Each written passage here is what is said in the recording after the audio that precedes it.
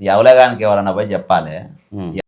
తెలియదు అంటే వచ్చిన తర్వాత జెండా మనోడే పడెత్తాలి. రేవంత్ రెడ్డి అంటాడు నంబర్ 1 అని అనుకోవాలి. రెడ్ ఫోర్ట్ ముందు మొత్తం ఫుట్పాత్ దుకాణాలు ఉంటాయి. ఎంతమంది ఉంటాయి సార్? 10,000 దుకాణాలు ఉంటాయి అబ్బా. అలా పవర్ అమిత్ షా కిందకు ఉంటుంది, సెంట్రల్ గవర్నమెంట్ కిందకు ఉంటుంది. వాళ్ళు కూడా పీకర్ అక్కడ.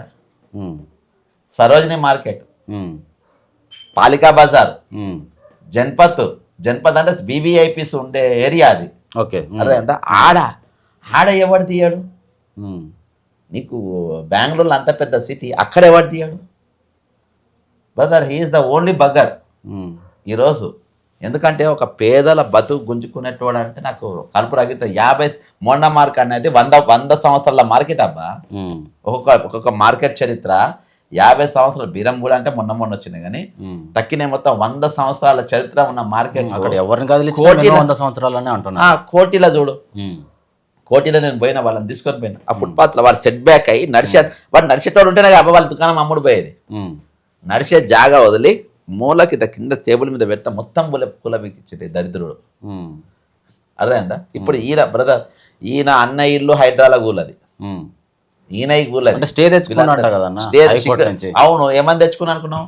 మా తమ్ముడు అవులేగాడు, దివానేగాడు, వాడు ఇటువంటి జీవోలు తీసుకొచ్చి హైదరాబాద్ తీసుకొచ్చిండ్రు, నాది బరాబరే ఉంది అని అన్న తమ్ముడిని అంటే అన్నకు స్టే ఇస్తుంది కోర్టు.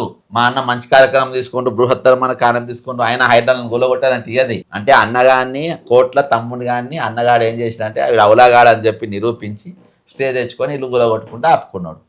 వాళ్ళ ఆ స్టేకి లోబడ్డాడు. ఎవరు? మిస్టర్ రంగనాథ్. ఆయన ఇల్లు బఫర్ జోన్లోనే ఉంటుంది మళ్ళా.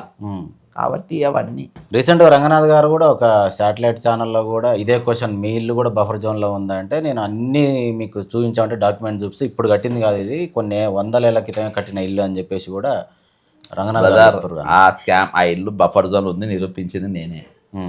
మ్యాప్ తీసుకొచ్చి చూపించింది నేనే. రజనీకాంత్ అడిగింది నా గురించే.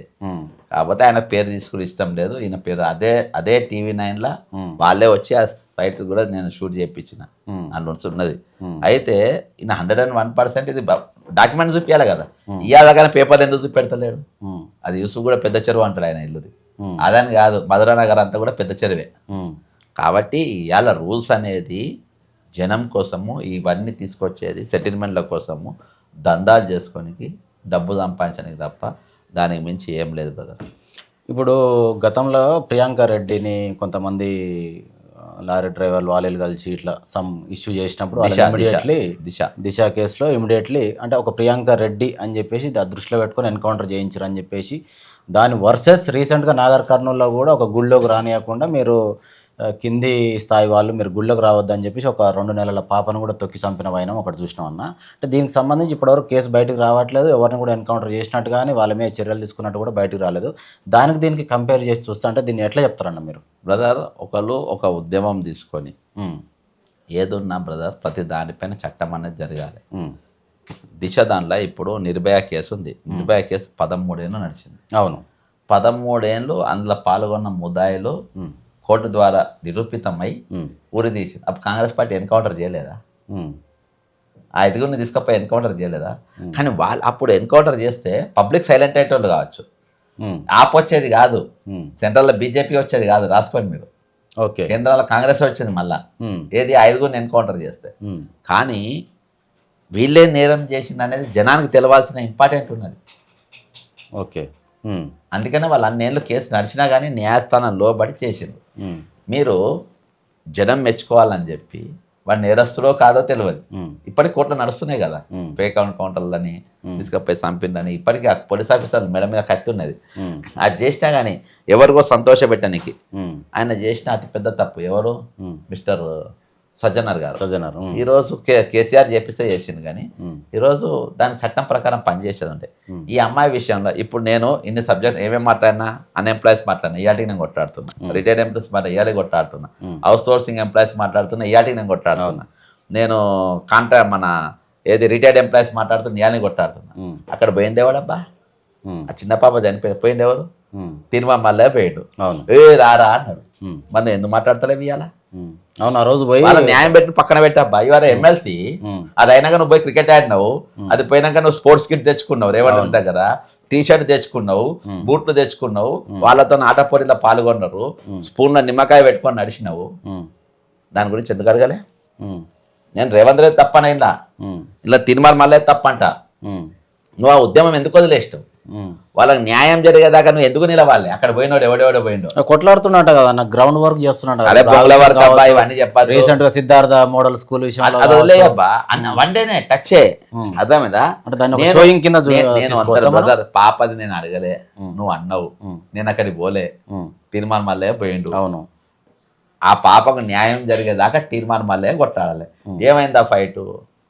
ఇంకో బీసీ అబ్బాయి వాళ్ళ ఆఫీస్ ముందు తిరుమల వల్ల నన్ను కాపాడాలని చెప్పేసి కిరోసిన్ పోసుకొని కాల పెట్టుకొని చచ్చిపోయాడు. ఒక రోజు నడిపించినావు, 2-3 రోజులు నడిపినావు. ఇప్పుడు ఆ సబ్జెక్ట్ ఎందుకు ఎత్తుతలేవు? దాని గురించి నువ్వు ఎందుకు మాట్లాడతలేవు? ఆ ఫైట్ ఏమైపోయింది? ఆయన మళ్ళీ ఒక ఏదో ఈశ్వరాచారి, అవును అర్థమైందా? ఈశ్వరాచారి ఎందుకు వదిలేసినావు సబ్జెక్టు? అర్థమైందా? ఈ పాపది ఎందుకు వచ్చిన సబ్జెక్ట్ నాకు ఎప్పుడో తెలుసు, ఇది వన్డే మ్యాచ్ అని. సిద్ధార్థ కూడా మాట్లాడు రేపంచలి, అన్ని వన్డేనే ఉంటాయి, ఏది కూడా దీర్ఘకాలికంగా పోడు. ఎందుకంటే ఈయన కానీ కల్వకుంట్ల కవిత కానీ ఇట్లా ఉద్యమాలు నడిచేదంతా కూడా రేవంత్ రెడ్డి గారి డైరెక్షన్ అని నడుస్తాయి, రేవంత్ రెడ్డి కనుసన్నలో నడుస్తాయి. కాబట్టి అవి కవిత కూడా కంప్లీట్ గా తండ్రి కేసీఆర్ ని వదిలిపెట్టి అన్న కేటీఆర్ ని వదిలిపెట్టి రేవంత్ రెడ్డి అనుచ ఈ కనుసన్నల్లో నడిచే అంత ఉందా? అయితే వదిలేయకుంటే కేటీఆర్ కేసీఆర్ పెద్ద ఉద్యమం చేస్తున్నారు రేవంత్ రెడ్డి మీద, పెద్ద ఫైట్ చేస్తున్నారు అబ్బాయిలు సోషల్ మీడియాలో తప్ప. వీళ్ళ గ్రౌండ్ ఏది, వీళ్ళ ఫైట్ ఏది, వీళ్ళ ఉద్యమం ఏది? కేసీఆర్ కాకుండా సరే హరీష్ రావు అయినా కేటీఆర్ అయినా ఏదో మాట్లాడుతుందా బ్రదర్? ఒకటి చెప్తా మీకు, సింపుల్ చెప్తా. కమిటెడ్ ఎక్స్పెండిచర్ అనేది ఒకటి ఉంటుంది మన బడ్జెట్ లా. కమిటెడ్ ఎక్స్పెండిచర్ లో ప్రభుత్వ ఉద్యోగం కూడా తెలియదు, ఈ పదం బయటికి తీసుకొచ్చింది నేను, ఇది రాజ్యాంగంలో ఉందని. ఫస్ట్ వాళ్ళ జీతాలు ఇవ్వాలి, పెన్షన్లు ఇవ్వాలి, రిటైర్మెంట్ బెనిఫిట్స్ ఇచ్చిన తర్వాత అప్పులు గిప్పులు కట్టాలి. ఈరోజు అది కాగ్ రిపోర్ట్లో ఉన్నది. ఇవాళ మొన్న అసెంబ్లీలో జరిగిన సమావేశాల్లో కాగ్ రిపోర్ట్ గురించి వీళ్ళు మాట్లాడారు, కమిటెడ్ ఎక్స్పెన్స్ గురించి మాట్లాడు, డైవర్షన్ ఆఫ్ ఫండ్స్ గురించి మాట్లాడు. ఇవన్నీ మాట్లాడితే రామకృష్ణారావు గారు జైలుకు రామకృష్ణారావు అనేటువంటి సీరియస్ ఎట్లా పెట్టినని చెప్పి మీరు మాట్లాడారు. సందీప్ కుమార్ సుల్తాన్ అని ఏ విధంగా చెప్పి మీరు మాట్లాడారు. అర్థమైందా? ఎవరు? బీఆర్ఎస్ వాళ్ళు. బ్రదర్ వీళ్ళంతా సిండికేట్ బ్రదర్, వీళ్ళంతా సిండికేట్. ఓ సిండికేట్ అయ్యి ఒక కథ లెక్క వీళ్ళని నడుస్తుంది. ఇవాళ వాళ్ళు దాన్ని వచ్చి ఆమె తల్లిదండ్రులను వదిలేసింది. వీళ్ళ బ్రదర్ బయటికి రాగానే నీ ఆస్పాసులు అన్ని పంచి 10 ఏళ్ళ జీవితంలో వస్తున్నాం మనం. కవిత వచ్చిందబ్బా, నీ ఆస్తి పాస్తు నేను దోపిడీ చేసినా ఇన్ని పైసలు ఇవన్నీ కూడా మీకే ఇస్తున్నా అని చెప్పేసి మొన్న అనుకోకుండా నేను ఒక అవుట్ సోర్సింగ్ ఎంప్లాయీ దీక్ష పోతే, ధర్నా పోతే ఆమె కూడా వచ్చింది పోయిన ఆదివారం. వస్తే ఆమెను ముందే అడిగిన, 2016 పేపర్ లీకేజ్ దోషిన నియాది కూడా పట్టుకోవాలి. ఆమెనే అలా ప్రథమ ముద్దాయి క్షమాపణ చెప్పింది చూడు, అది నేను చేయబట్టే చెప్పింది. ఓకే, ఇయాల్టి వరకు పేపర్ గ్రూప్ 1 ఫస్ట్ వచ్చిన ఫోటో ఇయాల్టి వరకు రాలేదు, దాని మీద ఎందుకు ఎంక్వైరీ అయితే లేదని చెప్పి అడిగిన. ఏమన్నా ఆమెకు అర్థమైంది, నాకు అర్థమైంది, అక్కడ ఎవరికి అర్థమైందో కాలేదు తెలియదు. పేపర్ లీకేజ్ ఆమెనే అబ్బాయి చేసింది. మీరు అడిగిన చెప్పింది మాట్లాడలే ఆమె అందరికీ. నేను ఇక్కడ ఇప్పటిదాకా వచ్చిన వాళ్ళందరూ కూడా క్షమాపణ చెప్తా, డ్రామా నడిపిస్తుంది కానీ అంతా.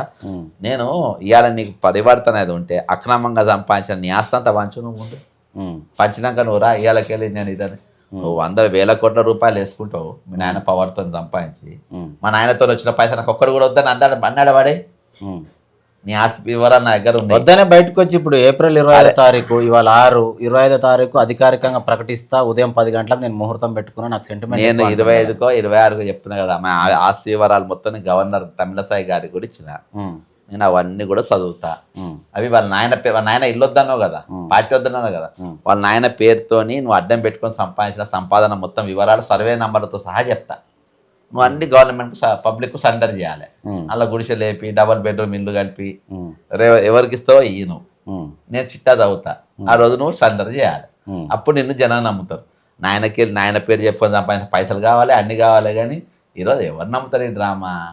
ఇది రేవంత్ రెడ్డి డైరెక్షన్లా బ్రదర్. ఇవాళ నీ జాగా పోయిందనుకో, నీ జాగా నీకు వాపసు రావాలంటే కవిత దగ్గర పోయి ఒక ఫోన్ కొడితే నీ జాగా నీకు వస్తుంది. అర్థమైందా? అది వాళ్ళది ఉన్నది ఇది. కానీ ఇవన్నీ డ్రామాలు ఇవి. వీళ్ళిద్దరు తయారు చేసేది ఆయన్నే, వీళ్ళందరూ కూడా వాళ్ళ డైరెక్షన్ పనిచేస్తుంటారు.